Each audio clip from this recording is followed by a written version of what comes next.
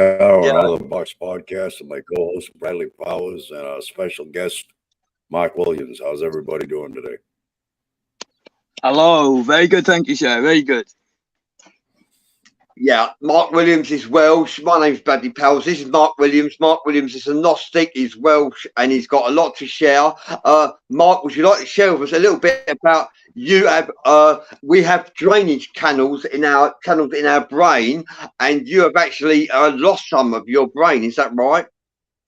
Some of it is that's an understatement, mate. To be honest with you, Brad, when I was 2 years old, I contracted viral meningitis, which doesn't tend to kill you, but it can often leave deformities of all sorts. The two of my drainage channels in the front of my brain, in the frontal lobes of my brain, were closed up, and that went, and I use exclamation marks for unnoticed for 28 years. At which point I contracted bacterial meningitis surfing in South America, and if that hadn't given me renal failure, which nearly killed me, I would have never ended up on an MRI scan to find out that I was about to die from my brain being crushed inside my head anyway, from that, what happened when I was 2 years old. So it's say I'm noticed it did some extremely crazy things to me throughout my life, which I can now see. I've had the time to reflect on it. Did, so, excuse me. Yeah, sorry. Sorry, look, please don't hesitate. But I'm unfamiliar with the format on anything, so please don't hesitate, especially technical issues. I'm an absolute dinosaur. So please don't. I found that out. Yeah, Brad, really terrible. So please don't hesitate to jump in, and like you say, please don't hesitate to jump in, direct me or anything, because I have been left with issues with it, obviously, but because 2/3 of my brain, I've since found out, is physically dead. So it's obviously left me to what happened to me, and that various things. I'm happy to talk about it all, so don't want to ask anything. The things I know now, I experienced all my life from the age of 2 till 30 years old is incredible to think that, I believed that was normal, and the things I experienced, I say, all sorts of things, as Bradley knows. It gave me predominantly something called physically reactive schizophrenia, which was because the frontal lobes of my brain were crushed. Apparently, if you want to mimic schizophrenia in a healthy body, you damage your frontal lobes, which a lot of serial killers and etc. have suffered problems with. I had a voice in my head until the age of 30, which told me to do really bad things, and just to drown out an incessant. It was like having a demon parrot on your shoulder. It was unreal. It did not shut up. So what type of procedure did they use to correct that? It's called a VP. I got a VP shunt and a Kevlar reservoir on the top of my head there. Bradley's felt it. It drains down through the middle of my brain into my clavicle there. But some of the things. Sorry, what was your name, mate? Sorry, bro. My name is Jim. Jim, sorry, Jim. Apologies. That's okay. I'm a bit deaf as well, but yeah, I used to this voice. It was non-stop. It was 24/7. It did not shut up. And yeah, it just told me to do bad things, basically kill me want to kill everyone. That's the brutal truth of it. I loathed and hated myself to such an extent that I didn't care for anything or anyone until the age of 30. I was cold. I wasn't a nice person. I was a flat out heroin addict, but I became a civil engineer whilst flat out heroin addict. So I was, you know, I was still doing some extraordinary things, and I used it not to end up in a, you know, I wasn't, not that there's at times I was just smacked out my mind, dribbling into the furniture, but I didn't spend most of my time like that. I used it to function, you know, to literally allow myself to function, to shut that thing up so I could actually do some things.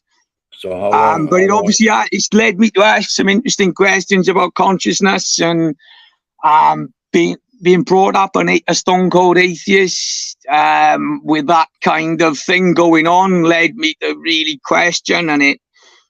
And since it clearing up, obviously, it labeled me to think clearer, undergoing the process of waking up from about 2012 onwards to what we know as waking up, has again blown me, you know, has blown the whole world open in terms of my journey into esoteric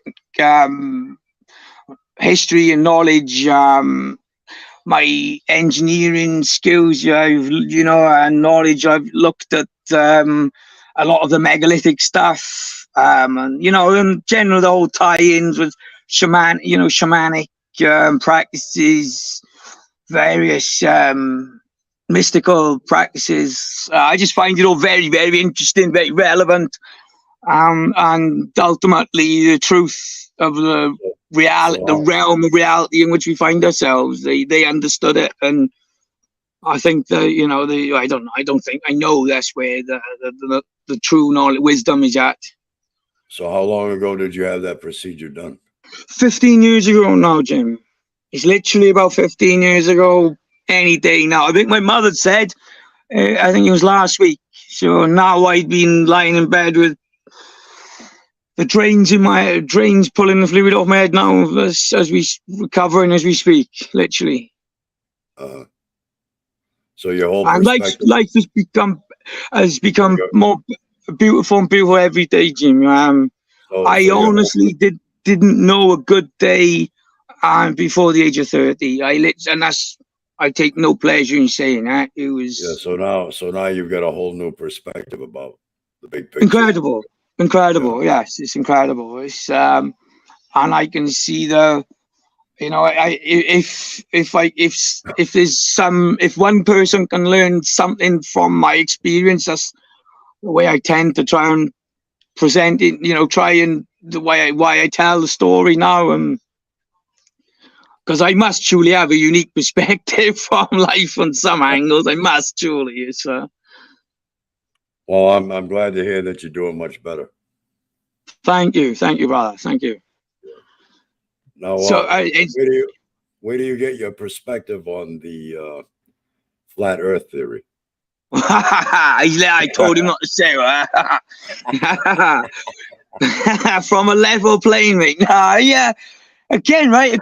When I started getting into the whole waking up thing, though, it started from 9/11. Like 9/11, opened the rabbit hole and fell down and kept falling and falling as you do. And like when I thought I'd sort of found, and it was like, oh, I've done all the conspiracies now. Let's just go and have a look back at all those stupid ones that are obviously too stupid to be true, but they must just be funny to have a look at. Like, and the first of those being the moon missions. And I was like, oh, this will be entertaining. What tit thinks we didn't go to the moon? Literally 2 minutes of listening to the first one, I was like, holy fuck, we didn't go to the moon. And then, and again, sort of same principle, when I'd sort of run all those out, it was like, let's have a look what these flat earth idiots think then. And again, sort of 10 minutes of that, and he was like, ooh, yeah, we got a problem. Like, and I sort of put it to bed to be quite hardcore back then, and that was in 2012, 2015, more like 2015, when the YouTube algorithms were more in our favor, and you'd find real information. and I put it to bed. Like you say, I put on a back burner. I sort of tried to justify it, you know, thinking, right, it's not. After that first dip into the flat Earth, I was like, right, I know it's not flat because I follow the electrical universe theory, Thunderbolts project sort of stuff, plasma physics, and that led me to believe on a giant plasmoid. That's what makes sense, but it's far bigger than we are told, you know. Jim, Cassidy Lightwing wants to join the show. I just sent him the link. I know. I'm observing. Right. Okay. You sent him the link, have you? So he's going to join us. I just sent you the link, Cassidy. Okay. Oh, we've lost our guest now. Hang in there, and you should come back. Oh, we've lost our guest now. Hang in there, and you should come back. Oh, you're on. Hey, Cassidy. guys. Hey, guys. Cassidy the alien. They keep calling me that. I'm going to do a shout out to David Nash, Cassidy Lightwing, who's our mystery guest is Cassidy Lightwing, Vic Macroft, Jim McFarlane, and Vic Macroft, Lisa Ayu, and also a shout out to Lisa Ayu, and also a shout out and whoever's watching. Thank you for joining us. Sorry, right, have you got me, Brad, back? Jim? Pardon me?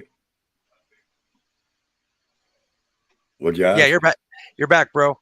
Yeah, you're on. I'm backstage now. I get it. No, you're back. You're on the show. You're on the show. We've got a question here for you.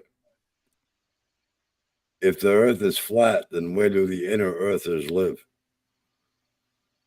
I actually have an answer for that. I know the model very well, but I want him to answer it. By the way, I do not believe the Earth is flat. I am not a flat earther. However, me and flat earthers could get along really well because, you know, the thing is, NASA is lying about the shape of the Earth. It isn't quite round as you think, but it's also not flat. And nobody believes me when I tell them. It's also true that the Earth spins, right? Well, yeah. So if that's the case, wait a minute. If that's the case, right? And say I want to go to Portugal, right? Mm-hmm. Why can't I just hover in a helicopter and wait till Portugal gets to me? Fuel issues. Huh? Fuel issues. Fuel issues. It's supposed to be spinning how many 100 miles an hour? Well, it spins in one day, right? Yeah, but basically what you'd have to do is you'd have to hover in place. You have to match the speed of the Earth, but right. All you got to do is find the right path, right?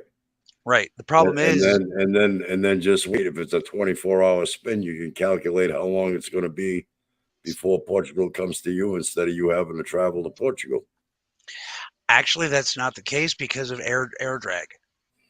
But yeah, if you could have a helicopter that had a long enough fuel, and then you could match the air drag, you would reach Portugal. That's one of the reasons why sometimes if you want to get to a place like in Asia, you'll travel east, not west, because it's faster. You know? But they are lying about the shape of the Earth. Absolutely. Is it true that 150 years ago they removed the firmament from the Bible and history books? They tried, but the firmament's been coming back. You can't hide truth. Right, Mark? Yeah, but doesn't the firmament indicate there's a flat Earth? Not even remotely. The word firmament doesn't. No, the word firmament is a dimensional thing. Now, science has tried to redefine it, but as written in the Old Testament by Moses himself, the word firmament, when he wrote it, referred to dimensions. You know? Didn't the word firmament mean glass bowl? Isn't a rainbow shaped like a rainbow because it fits inside the firmament? Isn't the firmament a glass bowl, Cassidy, that covers the Earth, the flat Earth? What would the firmament be made of? Yeah, that's a good question for the flat earthers. What is your firmament, the firmament in your model made of? Right, exactly. Isn't it Now, like a glass bowl, far and as- like the aliens watch us and they can monitor us through a glass bowl? as far as Bradley Aren't we? asking about, as far as Bradley asking about the arch of a rainbow, that's the gravity, the Earth's gravitational pull, pulling on the droplets, forming the same shape as the Earth, which is round. Ain't we like lost souls living in a fish bowl year after year? The glass bowl is a really good analogy, you know, and you can buy a glass bowl that's called a firmament, but that's like a product that came out, you know, like much later. But that's a good analogy. And to continue on building on that analogy, the reason why one of the reasons rather why we're having all these issues is because somebody went and cut a hole in that glass bowl.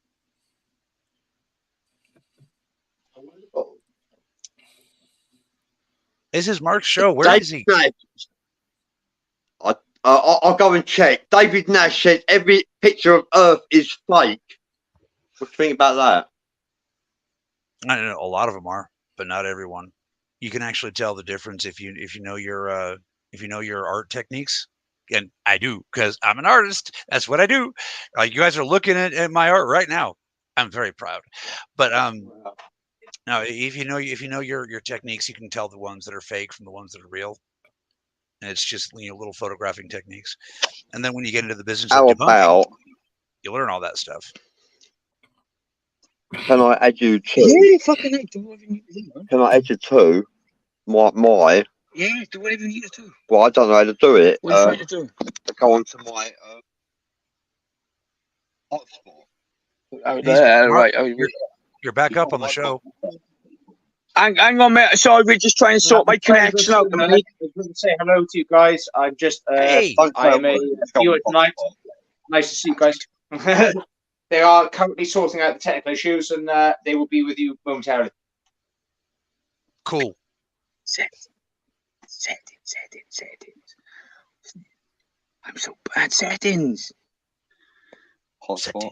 Settings. Oh my God. Boom. Only Settings. settings. Boom. Settings. Boom. Yeah, I can dance to that. So terrible. Settings. So, Mark, Settings. hey, could you mute Bradley's mic? We can hear them talking. Hotspot. Okay. Hotspot. I said. So, Mark. I'm Yeah, an analog, brother. I can't do digital. So, Mark, what led you to believe that the moon landing was fake? Right, hang on 2 seconds. Is that Jim? So I'd love to get this now because I like to think I'm not I'd like to think I'm not a daft, you know, a fairly intelligent human being who thought this. Mm-hmm.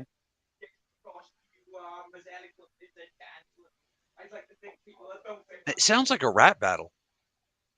It does sound like a rap battle. Yeah, right?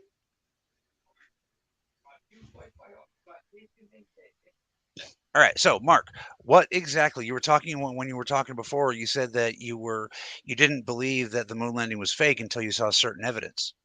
What was that? Oh crap! I think he's frozen. He will come back to. I was going to make a joke about Stanley. I'm sorry, guys. I was going to make a joke about Stanley Kubrick. However, it was meant for Mark. No, go right ahead. The Stanley Kubrick portion of the entire conspiracy theory is absolutely true. That's the cool part. Cool. So please go ahead. Oh, I'm temporarily here. I'm not actually part of the show. I've been there before. Nice to see you guys. I just thought I'd fill the spot when they're sorting that out. Yeah, that was the thing I was going to refer to that you just said was the idea that the government asked him to produce something for the public because there was an expectation of a life event, which would be landing on another planet, in this case the moon, and Right. they had to produce something. And Kubrick was an incredibly talented director, and so he was Incredibly. they felt he was the man for the job, so they asked Kubrick. But again, that's a broad topic. Yeah, and we could get that. That's a whole rabbit hole by itself. Like Kubrick, it was a walking rabbit hole, folks. Not even joking. Yeah. And he really did produce stuff for the moon. I'm sure a lot of you guys have seen it. It's around. You can find it.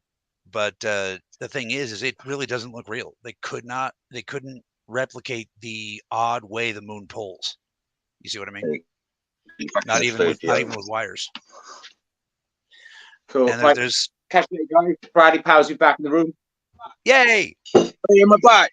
Join us anytime, broski. Hey. You're Right, back, Mark. flat Earth. Let's go. Okay, it's your show. Right, You take it. How do you want to talk? ultimately, for me, it is the movement of the stars. Oh, I am really sorry. Or it and then All right, the fact that they've never had an experiment that has seen any movement of our planet. You know, from Michelson Morley through to the oh god, I can't even remember.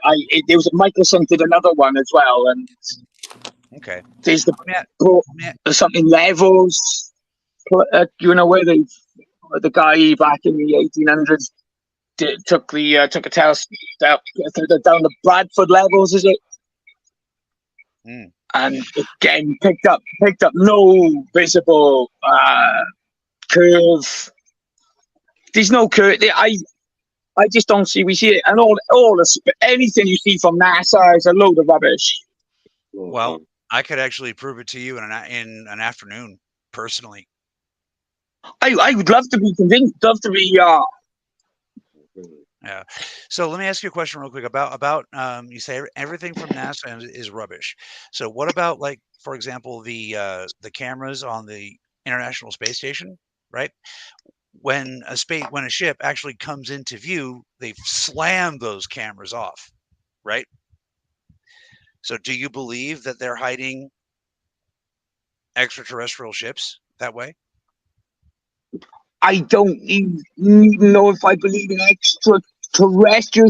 When it's an extraterrestrial, that just means more land, which in terms of land that's being hidden on a larger globe or a flat Earth would convey something from out there. I don't even know if I'm sure that life can exist outside outside of our where we seem to be. I mean my cosmic microwave background pictures. Do you know all that? Do you know about all that stuff? Oh yes. Yeah. Well, I mean, even that as they interpret that as the afterglow of the Big Bang, but right. The other interpretation, which they didn't like, was it appears that we were at the center of the universe. All right. So the camera feeds from the ISS. So I don't even. Whatever those. What about if again? I have to, from a philosophical approach, throw away everything that NASA. This is how I do it myself. Is because NASA. They've lied so much. I can't believe a thing. If someone lied to you that much, you wouldn't be inclined to believe anything they said afterwards. Yeah, no, absolutely. Real quick, are you a longtime viewer of the show at all? This show? Yeah. I am. This is my first ever interaction with it. It'll be the first of many, I'm sure. I follow stuff like Brothers of the Serpent. Have you heard of those? Okay. So I need one. Yeah, I've been hearing what you're talking about like when your mind and all that stuff, and it's absolutely fascinating. That's one of the reasons why I'm asking you these questions. I'm not challenging you or trying to. No, I love to be challenged. I love it. Oh, I love the poke and the prod, mate. That's where we reaffirm our ideas and pick up new ones and hopefully get closer to the truth, mate. Right. That's exactly the point. All right. So just as long as you're not perceiving any aggression, I'm cool. Cool. No, far from it, bro. I that's very good to know. Bradley could tell you I have an aggravating way of speaking to humans, and humans generally don't like it. Well, it's generally because they're idiots. Maybe, or I'm just an asshole. Either way. Yeah. Little from column A, little from column B. You're right. No, Bradley and the esoteric family have actually taught me quite a lot about how to speak and how to behave, and thank you all, especially Candace. Holy crap, Candace has been like a guru to me. But all right, so you're talking to an alien right now. and we have genetic proof. That's why my personal audience has grown to over 6 million. Not on YouTube, because anywhere my aunt was able to spread her rumors, I don't grow. But yeah, we have proof, genetic proof. I'm very far from sure knowing what we are. Right. So give me a second. So now, put a pin in that. I'm also a physicist. So when I say I've done the science, I mean I've sat down with the binoculars, with the measurements, all of it, like personally. My grandfather was a nuclear physicist. He worked on. Awesome. Yes. So then I'm assuming you're very familiar with the way your grandfather would disseminate information and build little experiments to test, right? Oh, and he'd string me up for telling you the Earth was flat, mate. Don't worry. Yeah. Well, he'd string me up too, because it ain't what he thought either. But yeah, no, it's so when I tell you that we can do personal experiments like at home, the audience can do it at home right now. Well, after the show, wait till after the show. Like, for example, the ISS, you could see it with a Toys R Us telescope. It really is up there. Now, whether or not that feed NASA is claiming is from the ISS is real, that's debatable. The reason why I was asking though is because if for those of you who do believe or whatever, the cameras on the ISS will occasionally catch extraterrestrial crafts, little ones, huge ones, and they will slam those cameras off so fast and then claim technical difficulties. It is hilarious. Okay. I'm sure. So here's the thing. For those of you who believe that those feeds are real, are actually from the ISS, but also believe in flat Earth, I ask you this. If you're watching those videos, you can see the Earth rotating in the background. Explain that. You see what I mean? It's not what they say. They are lying to you. I am a flat earther's best friend as long as you treat me nicely. Shh, that doesn't mean kiss my butt. Just treat me like a person and I'm happy. I always treat you like a person, Mark. Oh, I get a lot of flack from flat earthers. Actually, like me, some say that the Earth, there's only one photograph, one legitimate photograph of the Earth, and that was taken in 1972. Think about that. Yeah, but which one was that? The one where they say it was taken from the moon? I don't know when it was taken. 1972. Well, like I said, Allegedly. if you know your art, your photography, or your debunking, you can find out for yourself which ones are real and not. I advise everyone to really get into debunking, get into it, And this is Cass, the alien, saying this. Okay, get into debunking because that is the best way that you can keep control of your mind. Of course it is. I mean, the way I approached it was when I one of the guys I used to listen to his podcast. He's a very, very good, forward-thinking guy from California, as it happens. And he said to he was like me. He was the one who got me thinking into it was a worthwhile experiment to start from the basis of the Earth is flat and try and work out that it's not. And at the end of the day, I struggled to do that. I'm afraid. Yeah, I'd like to get back to the firmament for a minute. Yes, absolutely, sir. Cassidy, do you believe there's a firmament? I felt myself bumping up against the program as well.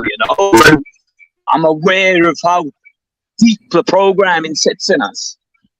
Yeah, you're talking about the edge of the matrix. So, Jim, as far as the firmament goes, there's two versions of the firmament and this is also going to answer one of the questions that was in the audience that were saying, why isn't physics in the Bible? The reason why is because they were Bronze Age savages who mostly spoke to entities via priests who were psychic and channeling, right? They didn't know what the hell they were looking at. So when Moses, or for you who know your Egyptology, Tutmosis, when he was taken out and shown the world, shown the universe rather, he tried to describe it as best he could. But I mean, come on, they didn't even have words for some shapes back then. But what I mean to say is, do you actually believe there's a firmament around the Earth? Yes, I'm getting to that. All right. Well, I got a question now. Okay. For the millions of years that the Earth's been around, and all these meteorites and comets and asteroids that come through the atmosphere and hit the Earth, some huge ones that cause the extinction of the dinosaurs, for example. Right. How can there be any firmament left? I was actually literally getting to that. Believe it or not, you're going to love this.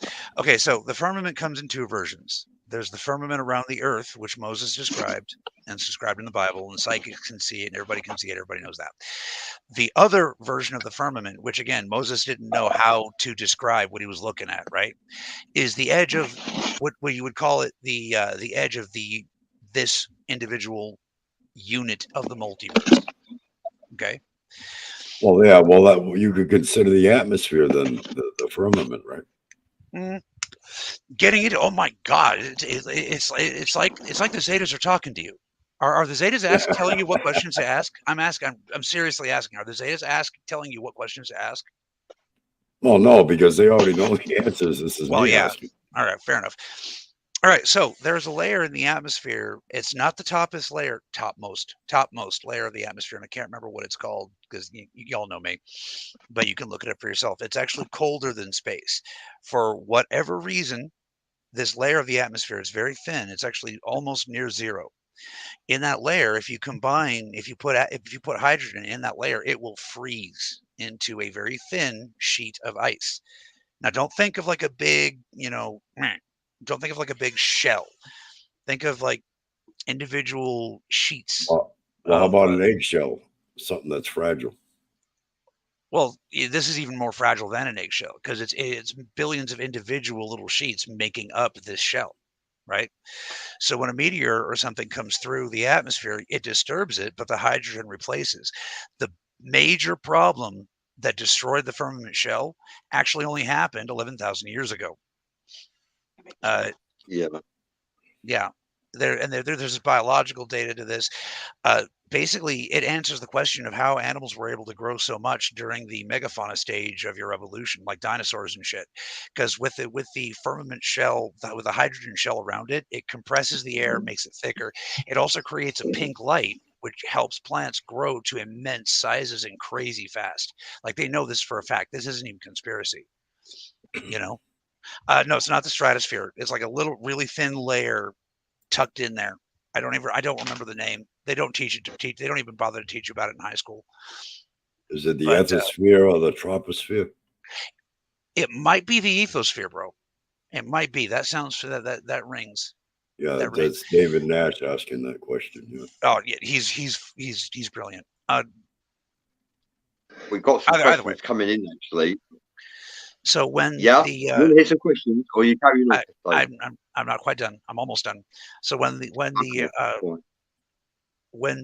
Younger Dryas event happened, also known to you religious folks as the Great Flood, in every religion, the Great Flood's in every religion. So no, that's not just for Christians. The problem is that was a singular comet that would have hit the earth and would have destroyed. It would have gone right through the crust. It would have been terrible. But it was broken up into at least 8 huge pieces and hundreds and hundreds and hundreds of smaller pieces. So it radically destabilized the firmament shell. That's why with the ice age, suddenly all the megafauna are dying off. There's not enough air pressure or not enough air pressure or oxygen and no more pink light. So the plants had to grow smaller. They couldn't grow as fast. All the megafauna died off. It's called the firmament shell theory. You guys can look it up. It still has yet to be proven, but it's going to be proven. So that's David Nash. Go ahead. No. Go ahead. Yeah, David Nash says, wasn't any modern physicist in the Bible. They didn't understand hardly any means of astrophysics. Right. He said the rumor is Stanley. Go on. The ancient Hebrews seem to have a pretty good grasp on it from the Babylonians all through, looking at when you look at what they understood about sacred geometry through to the Kabbalah and that, they seem to have a very good understanding of of macro physics and microphysics. Hence, as above, so below. Right. They seem to describe quantum physics even back then, you know, and this seems to have come from the antediluvian period. You know, it's not knowledge. You know, it seems to be knowledge that was handed down from civilizations who knows how long old. Yeah. Basically, when And Big Mackerel says, go on. when the Atlanteans realized that they were all going to die, they started to encode their scientific knowledge into religion, and that's what kept them. Yes, and through the mystical Big Mackerel schools says, and Vic Mackerel says, with the radiation levels apparently so high on the moon, then was man able to land on the moon? Lead foil, lead lining. Lead is really good at blocking radiation, guys. Really good. It's the density. Yeah. But it's not. David Nash said, I guess the atmosphere is the firmament. Well, like I said, it's this one particular layer in the atmosphere. Because you got to remember, this is being described by a Bronze Age savage being rocketed up into the atmosphere and out into outer space. You know what I mean? Yeah, he did the best he could, man. Give Moses a break, man. But it's just like Mark said, Moses was able to describe advanced physics that they're still starting to catch up today. He didn't know the physics; he was just describing what he was looking at. You see? yes, he said. Like, is it Ezekiel? What's his name? The Wheels in the Sky. What's his name? They took his book out of the They took his book out of the Bible. Yeah, out of the Bible. Lots of books got taken out of the Bible. So who is it? To answer Vic, Enoch, that's it. Enoch, yes. I mean that certainly sounds. There's nothing sounds more extraterrestrial than that. Yeah, I haven't read it yet. I've read about it, but I haven't read it yet. I'm gonna get me a copy. As far as Japanese culture, they describe it a little bit differently, but they do describe the same event. Instead of like a world cataclysmic ending flood, like most of the versions, they talk about a great storm. So sorry, who's that? And Vic Mackerel said he was led to believe that Japanese history makes no mention of the great floods anywhere. Yeah, that's what I was just answering. There's 3 different major cultural versions of the origin story and whatnot in Japanese culture. What you want to look for is the Shinto version. There's a reason why the Japanese government still recognizes Shinto. Yeah, really. Donny Lothbury says, did the Ice Age happen before the Garden of Eden or after? Way after. After, probably, yeah, considerably. Nicole Lowe says, what about the Van Allen radiation belt?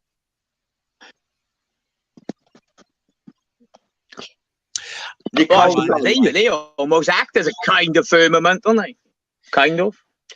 Yeah. Nicole Lowe says, Jim Andre looks like Bradley Powers. It's the hat. Bradley Powers looks like Jim Andre to me. Jim Andre, the American Bradley Powers. Get it right. Cognizant Sapien says it was vapor canopy. That could be. My mind is completely blanking on what the layer is called. And Gene Miller says we've got Dr. Pepper because of my hat, and Six, that's Jim, and the Lion Baby, all in one show. What's up? Mike Ewing says, "What's up, legends?" I lost my Dr. Pepper. That's what's up. Hello, Dr. Pepper. David Nash says the jet stream rolls across the atmosphere around the Earth. If it was flat, the jet stream would not return. Yeah. Then there's great fires. The smoke rolls all around the Earth. If it was flat, it would just roll away. Where are the concealed atmosphere? We are in a concealed atmosphere. The flat Earth model has its problems. I'm not going to lie, but again, they also make very good points. Yes, that's where I sit with it. It's got it's got a lot of validity, but it's got huge problems, massive problems, and you know, but then again, I'm an agnostic in terms of that. He blipped out again. I will say also the conventional model has some problems that they refuse to account for. But that's also because they don't understand the nature of gravity or space when you think about it. Yep. What is? It's the it's ether. All right, thank you, David Nash. I had the Van Allen belt confused with a different radiation belt outside the one that Voyager. I just dated myself. The one that Voyager just passed through. Thank you, bro. But yeah, the Van Allen in that case. Jonathan Kick says we've got an all-star cast on the show, all-star cast. And Gene Miller says, do people from the inner Earth like this surface, and why does food grow better? Well, like I said, without the hydrogen in the atmosphere to compress the atmosphere, this planet's doomed. This biosphere is fucked. Pardon my French. And I'm going to speak urgently about this matter because it's getting more urgent. You guys literally have less than 2 years to get this done. And this is not going to be good. Your biosphere is under attack. It is dying, and we do need to do something about it. Good luck with that.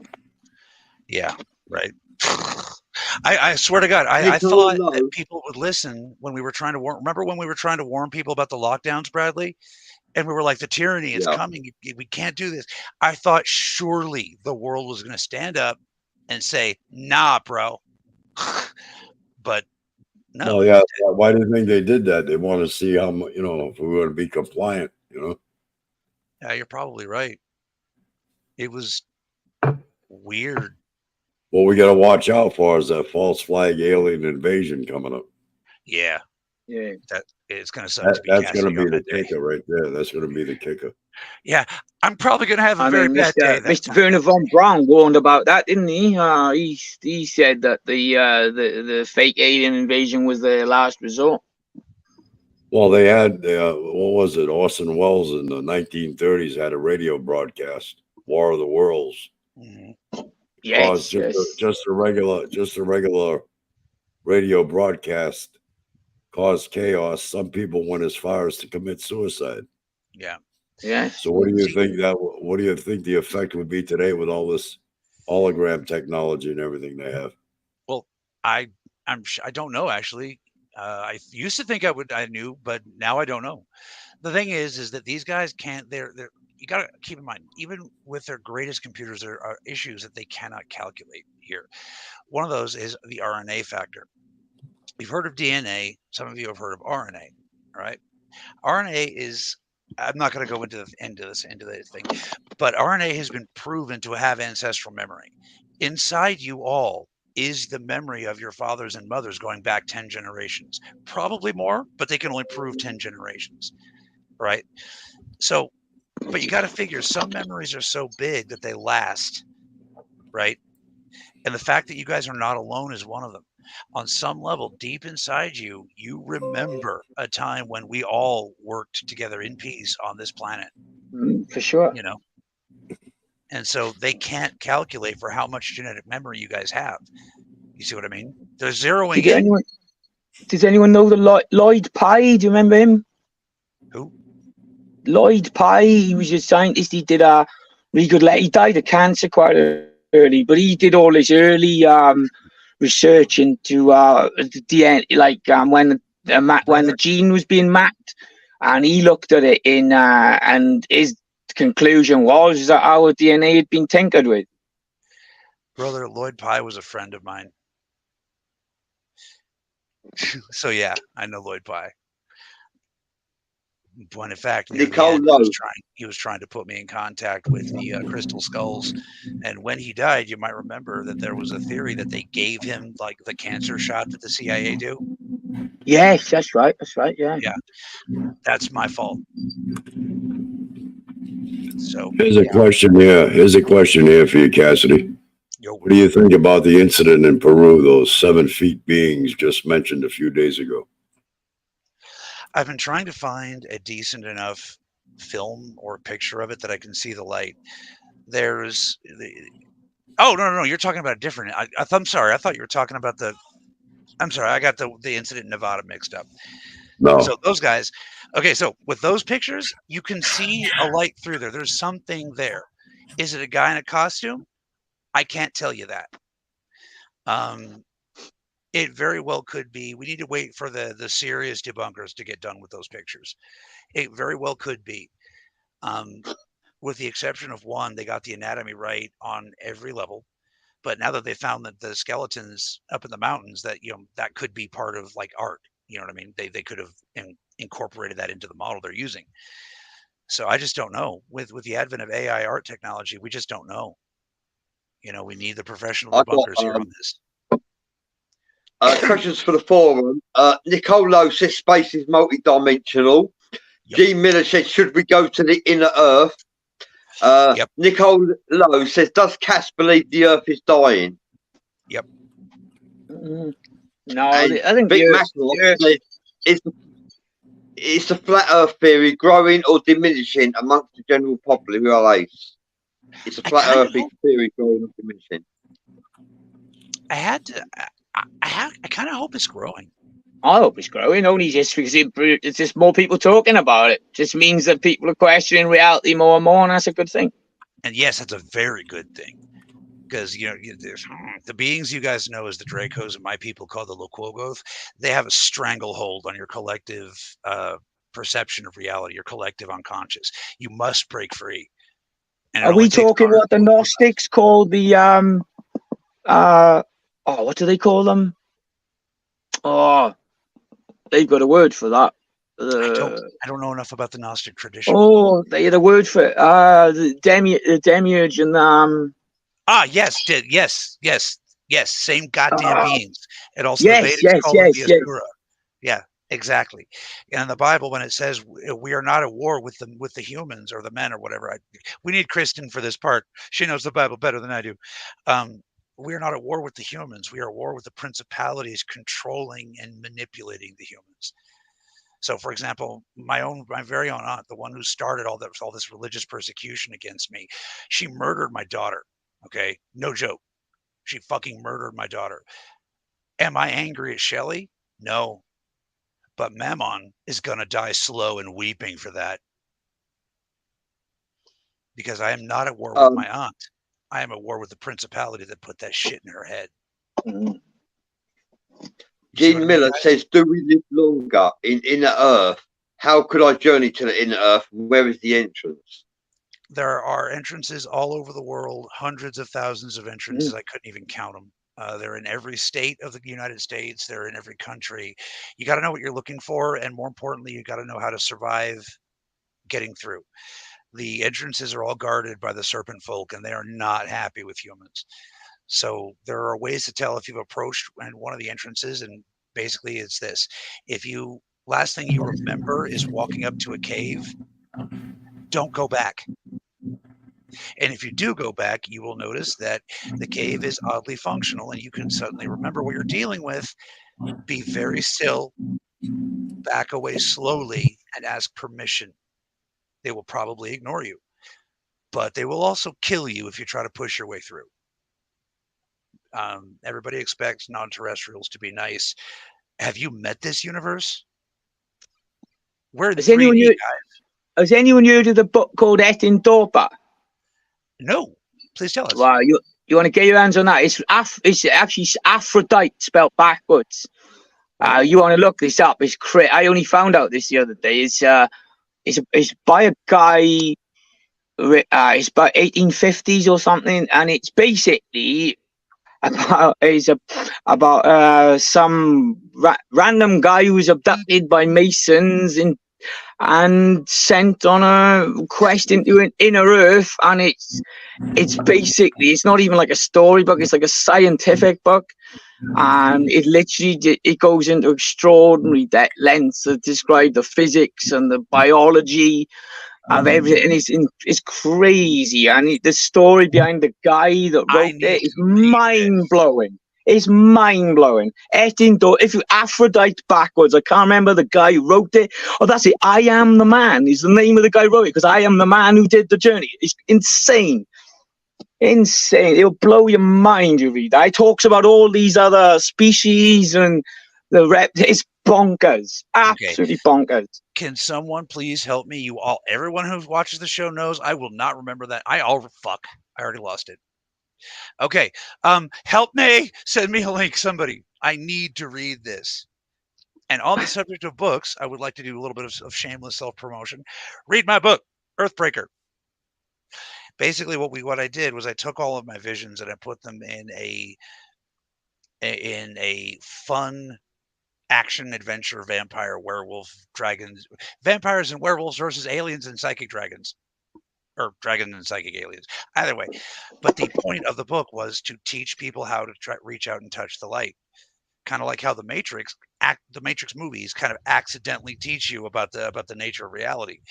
You see what I mean? So like while you're watching all the kung fu and the bullets, yay, your brain's going, wait, what's this about multidimensions?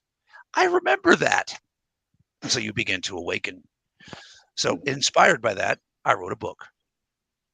And yes, it does start off like every other sappy vampire romance. But trust me, that's just a real people in. Mark, what is the title of the book you were talking about? It's Aphrodite spelled backwards. Aphrodite spelled backwards? Yes. Yeah, my brain doesn't work that way. I'll look up. So whatever that is that it's write Aphrodite and spell it backwards, and that's the name of the book. It's literally the most unbelievable book I've ever read in my entire life, and it's crazy. You can ask Candace. I'll end up typing Aphrodite spelled backwards and wonder why I'm not getting anything.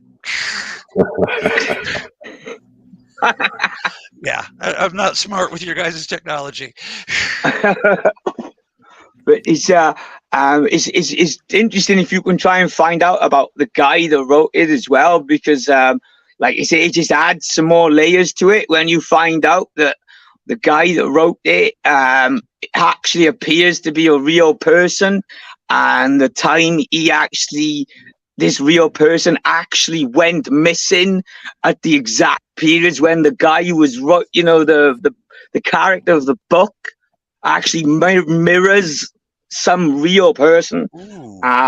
So you're saying, and it appears to be a real, it appears to be a real account, not a storybook. It's bonkers. It's bonkers. So are you suggesting that this guy basically wrote a fiction to share the word of his story without getting put in a padded room? Well, yes, we gave it. This guy basically came in publishers and said, "Oh, look, here's a manuscript. I didn't write it. I've just been given it by somebody." And it was always written at. It was always put as that. But the character who was written about appears to be a real character that can be traced back through real history. And the guy who wrote, he always said, "I didn't write this." He said, "I've just been given this." It's just the guy who wrote it doesn't want to come forward, and it's wild. It's really wild. It's the twist. When you go through those layers, just to read it as a book is incredible. But when you see there's more to it, it's like, wow, there's something really nuts going on here. And again, it does. It just matches up with a lot of the Inner Earth stuff, and that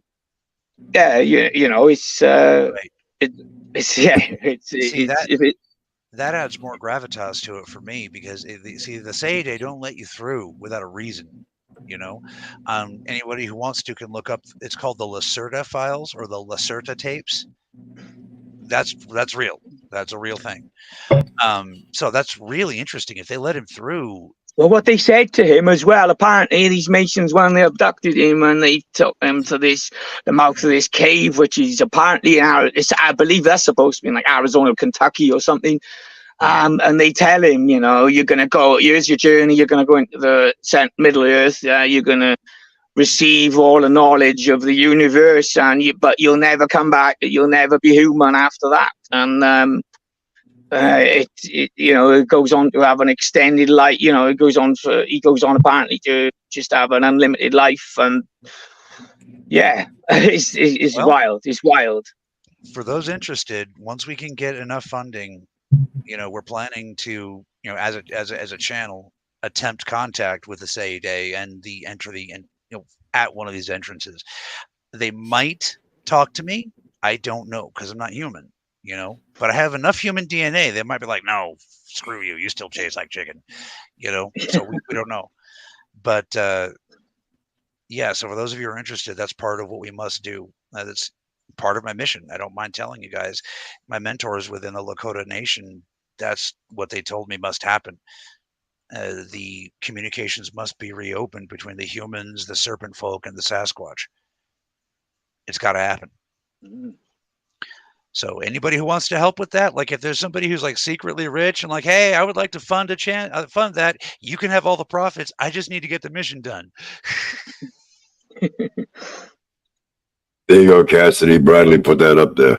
Aphrodite spelled backwards. Oh, it's not going to help. I appreciate it. So somebody At a Dorfer book. That's it. Yeah, we're running into the reason why I'm not allowed to be a professional scientist. I mean, the original book as well. It was illustrated by some incredible illustrator at the time, and the illustrations are just beautiful in there. I mean, I imagine if you were to try and get I would. I'm being a more of a Buddhist thinker. Way approach the life, but I would kill for a first edition copy of that book. I bet it'd be stunning, and I bet it'd be worth hundreds of thousands of pounds. But Rick Mackerel says, I've recently heard. Vic first. Yeah, we're coming to the end of the hour, haven't we, Jim? Yeah, coming to the top of the hour. Yeah. Can we please go over a little bit? Well, let's see what the viewers have to say. Encore.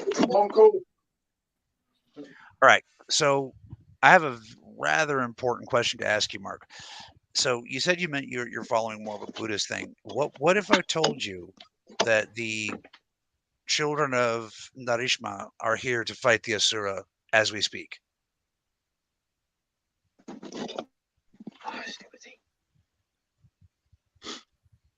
Yeah.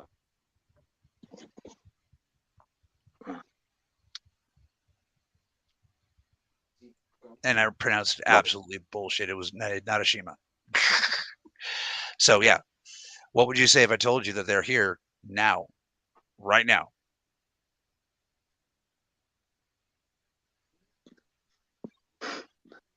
Stop doing this.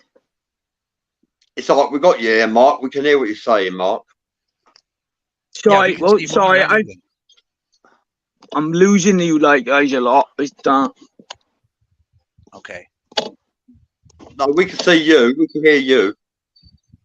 Can you? Oh, go on. Try. Sorry, ask again. Oh, okay. So what if I were to tell you that the children of Narashima are here on Earth right now doing combat with the Asura? And if you were to peek out of this matrix, you could see a savage and bloody battle. Energy. I've no doubt. I feel spiritual warfare on this realm. I totally do. It's from what there definitely seems to be some underlying evil manifest and an underlying good. Where that comes from, who knows? But it definitely appears there, and I can't deny its existence. So I assume there's a causal reason for that. Cool. I like your answers. Read the question. Bradley, read the question, please. Well, what question is that? Sorry, I've got quite a few here. The one that's on the screen. I've recently heard revelations that humans are actually being farmed at the inner earth like reptiles. Any truth for that? That's from Vic Mackerel. Yes, and that's one of the reasons why you guys are having so much trouble with the serpent folk. It's not the serpent folk that are doing it. It's what you guys would call Dracos and Alpha Dracos that are infiltrating the mantle and crust of your planet. And that's one of the reasons why your planet's dying. They must be stopped. They're doing the same exact thing on this world that they did on Malakwa. You know, in that case, in our case, what they did was they basically said, okay, we're tired of fighting. You guys are too badass. Peace at last. After millions of years, supposedly. I come to doubt that. But after all this time of being at war, everybody was just so happy. And I've said many times, my people are vulnerable to vanity like your people are vulnerable to wrath. So you can imagine a worldwide planetary celebration / orgy while everybody was so busy celebrating, and look at how they've acknowledged our strength and beauty, and they orchestrated excuse me, they kept everybody distracted, and those of us who could see through the problem, we were just got shoved aside because everybody wanted to party. And while the planet was celebrating, they were drilling toplet bombs into our mantle. And so right in the middle of the damn party, boom. They're doing the same exact thing here. Your biosphere started to die with the Younger Dryas event. That could have been prevented, but now they're drilling. I mean, you guys can hear what they're doing. Look over. There's videos all over the YouTube. You can hear this,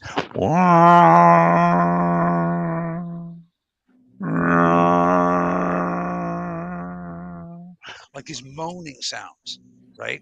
And not even the scientists can figure out where they're coming from. I just told you guys where they're coming from. So I mean, that's those sounds that people have talked about, trumpets from Revelations in it. But some of them, yeah, it's some of them are. I think that sound occurs randomly as well when they use that hadron collider. Oh yeah, I bought my betting that's up to something strange. There's definitely some funky stuff going on there.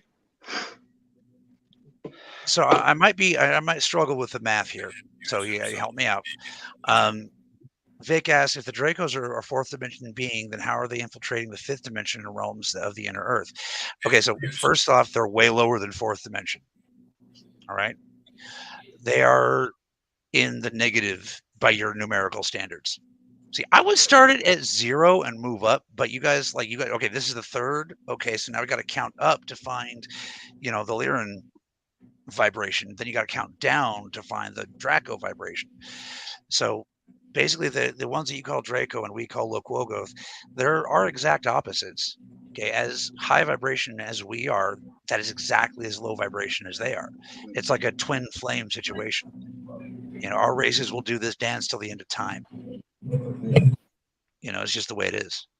I mean, we can definitely interact between the different dimensions. I mean, right. anyone who's dabbled in hallucinogenics seriously or meditation seriously can attest to that.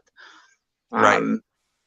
With certain hallucinogenics, you will definitely go to places like that. I mean, DMT, my experience with that, you go to a place that's equally as real as this place with beings that are as real as the people here, but they're not here. You're not here. I was pissed off when I tried DMT. Because I got it, and I ended up in the exact same place I do whenever I'm meditating. And the machine elves were there, and I didn't realize they've been machine elves all my life. I didn't realize they were the same beings, but they're like looking at me like, "What are you doing? What back here?" Yeah, they're like, "What? Why are you doing this?" And so this is the good part, though. I told it after we conversed and told them, I just want to be whole. And I'm like, all right, cool, relax, we can do that. And I could feel like a stitching in my soul, right? And so when I came back, a lot of the PTSD was just gone. So it did serve a purpose. I'm guessing that the DMT allowed my consciousness to relax and let the machine elves do their job. Do you see what I mean? Line. So hello? I was expecting. We're here. So I was particularly interested in DMT to repair the it encourages neuroregenesis. It's one of the few that does yes. in physically damaged brain tissue. And basically, when I had the only the breakthrough, what people talk about when I had that, I played around with it a lot with my mate, and experienced I experienced lots of crazy things on it, as you expect. But the one when I had the final breakthrough, I met all my dead relatives. And then they told me I had to go up and see them upstairs. So I went up there, met the elves. They gave me a talking to and said, we understand why you've been coming here for the healing, and you've achieved that, but you don't need to be coming back here for a while. And he was like, yeah, okay, no problem.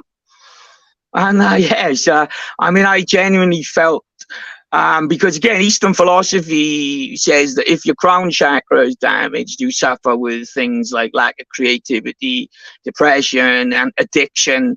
And these are all things I suffered with in spades. And since the pressure was taken off, and particularly with the DMD, I physically felt my crown chakra heal. I physically felt my soul step into my body for the first time in my life. I felt it was like stepping into I actually felt my consciousness step into the restaurant and take, like, as if holding on to levers of a machine for the first time and going, I got control of this. What the fuck? It was a true incredible experience. Yeah, I mean, I say it's, I've experienced, that there's our ability to tap into different levels of our reality are there, and they've been known about for a long time. I think Kabbalah is particularly big into this, and other mystical practices. And if you can mix, and I think especially if you can mix a few of them together and get some extraordinary results. Oh yeah. I gotta say, part of my work as a shaman has been to basically protect people while they're doing, their trip, right? So I've been there for people on peyote, I've been there for people on mushrooms, but I never done it myself until my DMT trip. But from the outside and what they've talked about, holy crap! Like it's time for me to take my trip. So I need a shaman to help me, guys. But yeah. From what I understand, it's every single plant medicine gives you a radically different experience. Jonathan Kip says, glad you felt some healing, Mark. Right on, bro. He's very pleased to you that you found some healing, Mark. And Heck Vic Macron says, Mark, have you experienced a heightened reality of self due to your ailments, if I can use that term? Oh, good question. Okay, I'm going back in time and I'm stealing his question, and I actually asked that at the beginning of the show. True story. Yeah. Okay, you guys know I'm joking, right? Oh, that silence is very uncomfortable. Yeah, Mark is frozen again. But yeah, no, I want to know too. As a fellow head injury sufferer, I would like to know your experience on that. We've heard of people that, like, they get a head injury or brain cancer, and then they can suddenly speak Japanese, or suddenly they can paint, or suddenly they can remember a former life, right down to what their fingerprints look like. Yeah, there's been proven facts. Yeah. Yeah. So I was like, see, in my case, from what I understand, I experienced a major personality shift, and the theory amongst my friends is either we went completely crazy or it cracked open my third eye before I was ready, which is possible, because I mean, I wasn't done with my journey. Like I said, I'm barely an adult by Lyran standards, so I still have so much more to learn. So I appreciate the cracked eye, boss. Thank you. This is not complaining. This is, imagine thanking your own car accident. So, I've been there, bro. Yes, I'm there with that. So, Mark, the question was, have you experienced a heightened reality of self due to your ailments? And Vic, that question comes from Vic. Probably, yeah. Because I mean, all my life prior to having the fluid taken off, I used to have visual, sensory, and auditory hallucinations all my life, which I thought were normal. I used to disappear down a tunnel while I'd be talking to people, which felt beautiful. It felt really nice, and it was like looking the wrong way down a telescope, and the hearing would go like, and it would be lovely. My body felt very floaty, and it felt really nice, and I could feel myself. And I could always feel as if someone was behind me, and I wanted to stay there. And it was almost like it was at the minute, it would like be pushed back at the last second. As I felt myself coming back, it'd be like, oh, I don't want to go back to those fucking idiots out there. I want to stay back here. It's nice. And yeah, I come back, and I don't know what the hell people were seeing, because for me it felt like I was gone for a good couple of minutes, and like I come back and the other person just be kind. I'm thinking, what the hell did you just see? Like, okay, so this is extremely important. Okay, I do not mean to interrupt, but you hit on something that is absolutely extremely important. So, when you're experiencing these, can other people see you? Exactly. Yeah. You don't know, or I don't know. I got no idea. Okay. No. And because it's all stopped now. It's all stopped since the pressure was taken off me. Yeah. Okay, so I've been developing scientific techniques to prove this crap over the last 30 years. Would you be willing to participate? That's a side question. So say that again. Sorry. I've been developing scientific tests for the last 30 years to prove and disprove this stuff. Would you be willing to participate? And I'll mention why this is so important in just a second.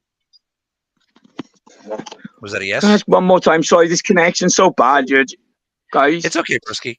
All right, so I've been developing scientific techniques to test or prove or disprove these phenomenon. Would you be willing to participate due to how important this phenomenon you're experiencing is?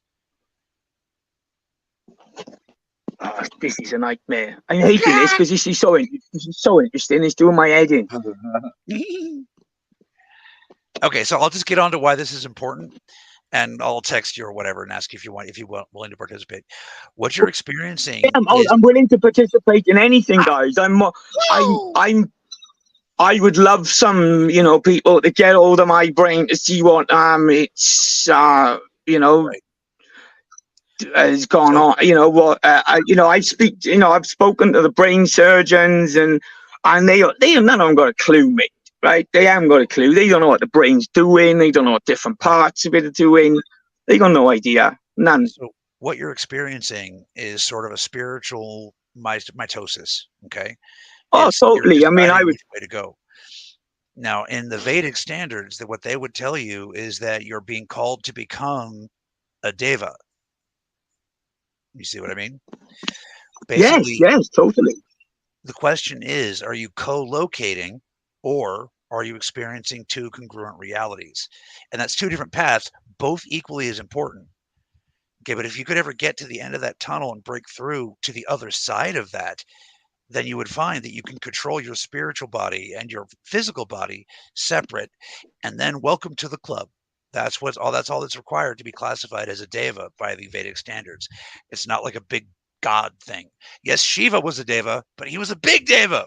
We're little devas. You see what I mean? So yeah, that's what you're experiencing there is extremely important. And we need to find out if you can be seen while you're having one of these episodes, whatever you want to call it.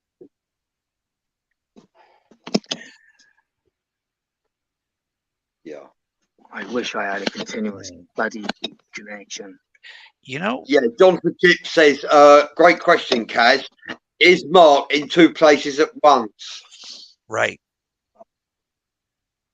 So I try to answer that again. All right. Okay, all right. Gary Miles says, do you think that we are playing the script of the Bible, but in other times? That's a dangerous way to pose the question, because then you have to question free will, and free will should not be questioned. We have free will. That's it. The fact that you can wonder if you have free will is the proof that you have free will. Okay, just drop that question. It's been around for thousands of years. It's taken up space in people's brains. I tell you one thing I have seen. So we do have we have free will. The thing is that the scripts we were talking about as the scripts, you got to remember, again, a Bronze Age savage, really high on DMT, and they've proved this. The ritual they used to trip out and see these visions involved the acacia tree. It was DMT. Yeah. So you got to remember, it's a Bronze Age savage looking to 2,000 plus years into the future and trying to describe what he's looking at. You see what I mean? So the fact that that like things like the Book of Revelations, the Hopi end times prophecy, the Aboriginal end time, like the fact that all of these end times prophecies look the same is not a coincidence. The question is it a coincidence that it looks like today? Or are they talking about a different time? Because it really looks like it's apocalypse time, folks. It really does. It does. It does. Yeah, I can't argue with that. Yeah. So what's coming? Certain people seem determined to be trying to fulfill prophecy, if not bloody follow it. Exactly. And the dangerous part is the people that are educated and know the prophecy and then try to emulate it. And that's why I say almost every time, I am not Jesus. I'm just a guy. I like porn and My Little Ponies and G.I. Joe. I should not have paired porn and My Little Ponies. Bad choice of words. So I'm just a schmuck like everybody else. Okay. I am not even. You do know that porn is the devil's soup. Incorrect, sir. The wrong kind of porn is the devil's soup. Yeah, well, that's what they say. The problem is that they're not, the people that say that are not familiar with the chakras and how they interact. There's a reason why there are sexual acts carved into many of the major temples and ashrams. Sex is a part of life. You know what I mean? And males and females have different equations regarding this, but without a person to share that urge with, it can poison your ass. It can poison you. And the devil, the asura, whatever you want, they know how to use this. But there are sexual acts and watching certain kinds of spiritual pornography, which good luck finding any. It can stimulate the right parts of your brain. It's sad but true. Hey, we are all still animals. You know, and you have sex magic as well, which creates ripples in the cosmos, causing manifestations to occur. That's how magic works. That's how sex magic works. Right. That's actually a very point of fact. And you can practice tantric magic at home. It's easy to learn. It's almost natural. The thing is like I said, it's almost impossible to find porn that includes these spiritual aspects. So the 9/10 of the porn you're going to find out there is absolutely a pathway down into the worst parts of your soul. Well, Bradley's blessed. He doesn't have a hard time finding it. Yeah, I got incubuses that fancy me. Yeah, you're going to regret that at some point. Trust me. I say the same thing, Cassidy. But yeah, is he allowed to say porn on the show? Is he allowed to say porn on this show, Jim? Well, yeah. I mean, we're not showing any porn. There's nothing wrong with it. And if we want to talk Facebook standards, I mean, you guys have been with me on the ride, guys. I can get away with saying whatever I want. So they've backed themselves into a corner with all this wokeness. So now Cassidy gets to say whatever the hell he wants or she wants, whatever. Native American trans woman who's a spiritual leader that's non-Christian. I'm right at that tippy top of the pyramid, folks. And I'm using it. It was an alien too, by the way. Yeah, well, they would say I identify as an alien, which is ironic because I identify as human. Trick is getting y'all to recognize it. But they would say I identify as an alien, and that counts. So it's weird how, you know, all the Draco's manipulations and whatnot, and here they are. They put the light workers right at the top. It's almost like it was planned. Woo! I'm not claiming I planned it. He joined you. Yay, he's back. So I went. Yeah, sorry, it's a stupid phone. That's something I've always noticed as well. When I've always had greater electrical interference with things. I used to make TVs fuzz up, analog TVs, when I was a kid. Okay, so you really might be doing this. Okay, if there are any electropaths in the group, and I know you don't want to identify yourselves, but I see you, please help. So basically, when you're talking about subjects that excite you or that are really deep, your prefrontal cortex sends out a really strong brainwave that can actually interfere with electronics. So that would explain why every time you get excited, you blip out. Yeah, for sure. Yeah, totally. Exactly. See? And hey, folks, remember this. I'm an asshole, but when you're on our show, we're on your side. We're gonna find all the ways you can be right. Assholes Well, together. I'd rather be an asshole than a whole ass. Oh yeah. For sure. Amen to that, bro. So to continue the question that was answered earlier, yes, humans are being trafficked into the core, but they're for the Dracos, not for the serpent folk. So yeah.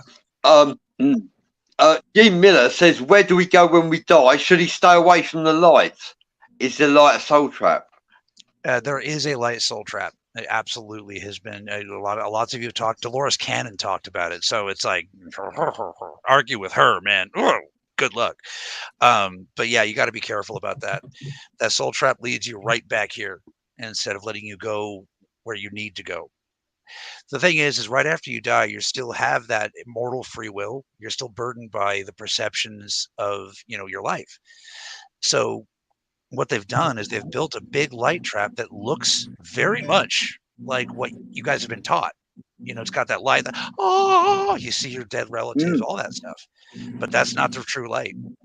Okay, you have to be able to use discernment. Well, yeah, I mean, perhaps that's why that light felt good to me, but was never meant, it genuinely feels like to me, right, for those 30 years, I had a karmic write-off because I was excuse my language, I was a cunt.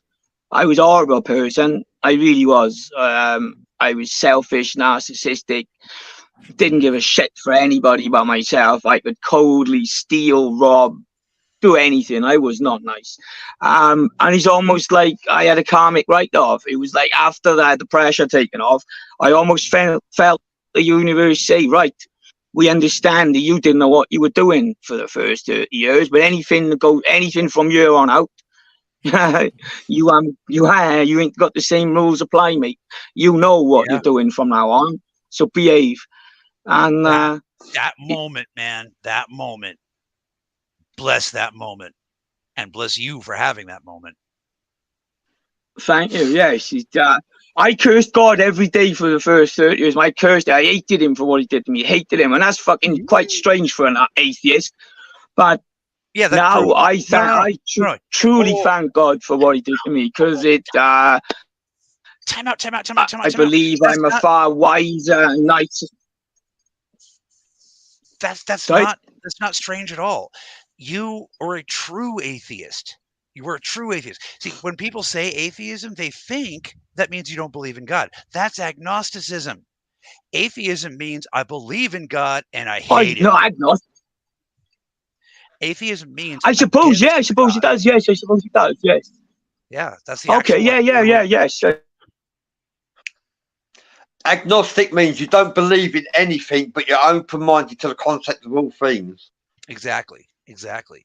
So when people have been using it wrong ever since Family Guy came out, but atheist meant against the gods, and again, shameless promotion. One of the characters in my book, Michael von Konos, he is an atheist. His goal is to get to the source and murder it. You know what I mean? So yeah, dude, you were a true atheist, which is very, very difficult. I actually have to go. I'll talk to you guys later. I'm sorry I have to go so quickly. That's the end of the show anyway. So all right, love you guys. Joining us. Thank you. Good to meet you, Mark. Our mystery guest. Thank you. Yeah, and I'll answer this. David Nash says the rainbow tunnel is what you want to go down. And regarding the should I stay away from the light, some say that when you cross over, you should turn away from the light, look behind you and face the cosmos in its entirety, and then say, I wish to return to my soul family, and so it shall be done. That's what some say, instead of heading for the light. Anyway, over to you, Jim, if you wish to close the show. Yeah, we're at the bottom of the hour practically now, so time to go. Thank you, everyone, for joining us. Thank you, everybody, for joining and interacting with us. We appreciate that. We'll see you all. Thank you for our guest, Mark Williams. Thank you, Mark Williams, for joining us. Sorry we didn't answer all the questions. Thank you for all your contributions in the group forum. It's been a pleasure to have you near us. Until our next show, which is tomorrow with Dedrick Hilton, thank you for joining us. Yeah. See you all on the next one. Thank you. Goodbye.